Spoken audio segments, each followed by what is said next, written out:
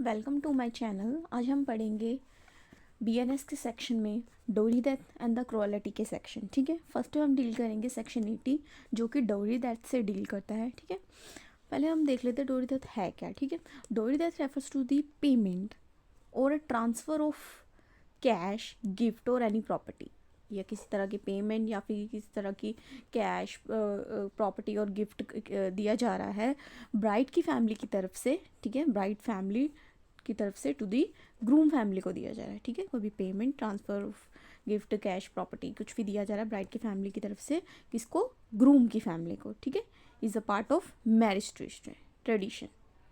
ठीक है, डोरी इसे किया कहा जाता है। ठीक है, जो कि डोरी डेथ की दी गई है। Dowry death have been the same meaning as the section 2 of the dowry prohibition act. ठीक है, एक्सप्लेनेशन मिलता है।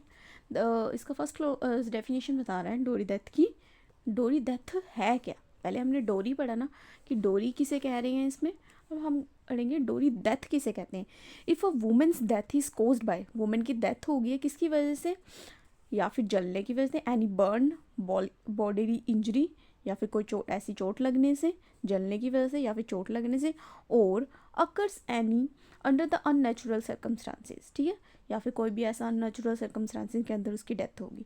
तीन कौन कौन सी चीज़ें, बर्न, बॉडीली इंजरी और अननेचुरल सर्कमस्टांसेस। ठीक है, इसमें डोरी डेथ की पनिशमेंट क्या होगी, विद इन सॉरी ये जो तीनों में से कोई भी चीज़ हो रही है, वुमेन की डेथ हो रही है, ये उस वुमेन की शादी के 7 साल के अंदर अंदर हो रही है। ठीक है, within the 7 year of marriage. ठीक है, is is shown that soon before her death she has subjected to the cruelty और हरासमेंट। ठीक है, वुमेन की डेथ हो रही है किसकी वजह से, या फिर जलने की वजह से, या फिर कोई बॉडीली इंजरी हो गई उसकी बॉडी पे।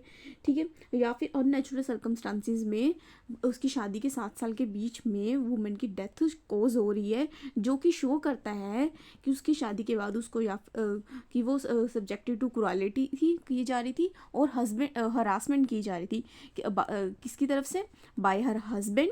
ठीक है, हस्बैंड की तरफ से और his relatives of the husband. किसके लिए, कौन कर रहा था, हस्बैंड कर रहा था, या फिर उसके रिलेटिव कर रहे थे किसके, हस्बैंड के। ठीक है, किसके लिए कर रहे थे, for the demand of for the dowry.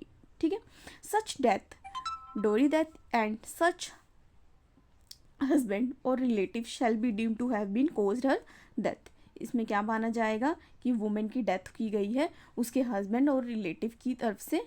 ठीक है, जिसे हम डोरी डेथ कह रहे हैं। ठीक है, ये एक चीज़ याद रखनी है कि डेथ हो रही है 7 साल के अंदर अंदर की।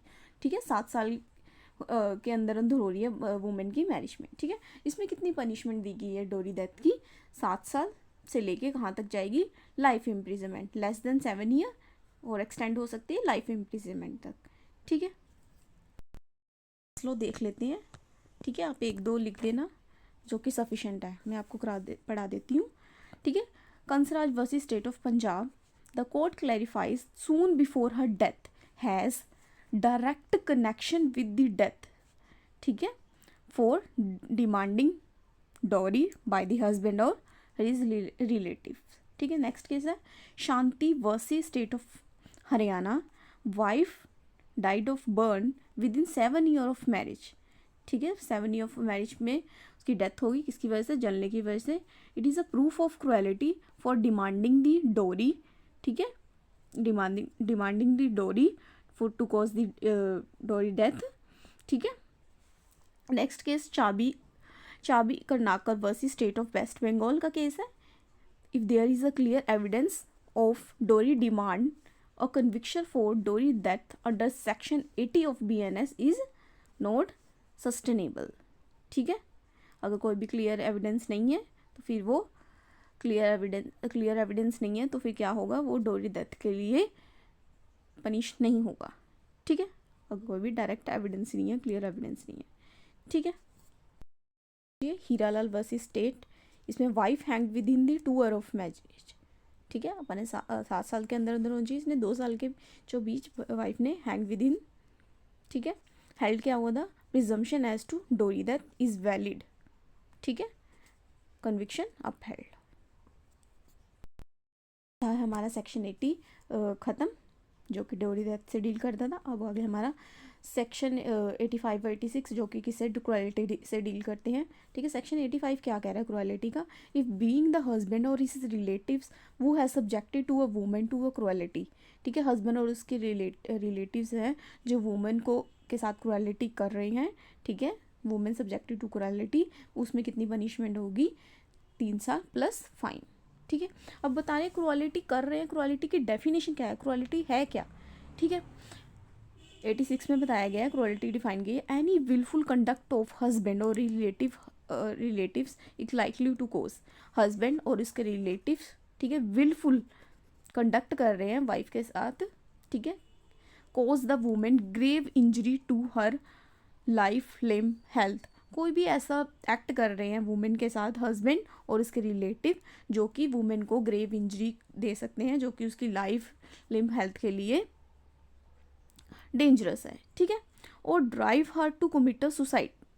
ठीक है, सेकंड में क्या बोल रहे हैं, उसको उसके साथ ऐसी सिचुएशन क्रिएट कर रहे हैं जिससे वो कि प्रोत्साहित कर रहे हैं उसको क्या करने के लिए, सुसाइड कमिट करने के लिए। ठीक है, क्लोज में क्या बताया गया है, क्रुएलिटी क्या बता रहे हैं, harassment of women with the purpose of, harass किया जा रहा है वुमेन को फॉर पर्पस ऑफ, कौन से पर्पस के लिए? हरास कौन कर रहा है? उसका हस्बैंड ही और रिलेटिव ही कर रहे हैं। ठीक है, कौन से पर्पस के लिए? कॉजिंग हर और her relative to give any property और वैल्यूएबल सिक्योरिटी। ठीक है, उस लड़की को, ठीक है, वाइफ को मतलब, या फिर उसके वाइफ मतलब कि लड़की के घर वालों को तंग कर रहे हैं कोई भी प्रॉपर्टी या फिर कोई भी वैल्यूएबल सिक्योरिटी मांगने के लिए। ठीक है, ठीक है, कॉजिंग। ठीक, एनी और क्या, और कौन सी आ गया? Any person related to her meet such demand, और कोई भी ऐसे पर्सन को जो कि वाइफ की तरफ से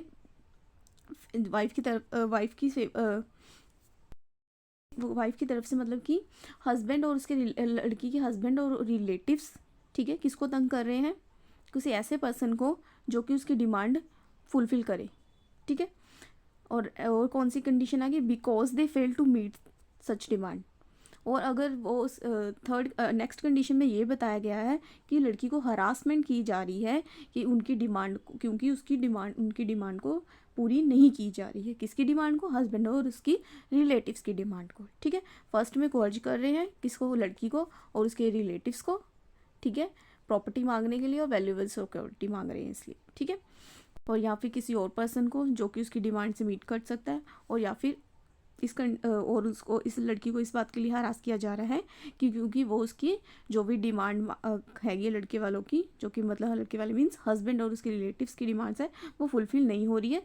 ठीक है, केस देख लेते हैं, Vijeta versus state of NCT Delhi. ठीक है, 2010। Only those related to the husband by blood adoption marriage can be prosecuted under section 85। इसमें क्या बता रहे हैं, रिलेटिव में कौन कौन कवर होगा? जो कि हस्बैंड के साथ जिनका ब्लड का रिलेशन है, अडॉप्शन या फिर मैरिज का रिलेशन। ठीक है, नेक्स्ट केस है रीमा अग्रवाल वर्सेस अनुपम। ठीक है, इसमें क्या गया है, even a second wife can file a complaint under section 85 of the BNS। इसमें ये बता रहे हैं कि सेकेंड वाइफ भी क्वालिटी के लिए केस फाइल कर सकती है। ठीक है, और legally valid marriage is not essential. ठीक है, ज़रूरी नहीं है कि वो मैरिज लीगली वैलिड हो, जैसे कि आपको पता है कि एक ही मैरिज वैलिड है हमारे इंडिया में, बट सेकेंड वाइफ भी कंप्लेंट फाइल कर सकती है फॉर क्रुएलिटी के लिए। ठीक है, और legally valid marriage is not essential. Thank you for watching my video. अगर आपको मेरी वीडियो अच्छी लगी हो तो प्लीज़ लाइक कीजिए, शेयर कीजिए एंड सब्सक्राइब कीजिए।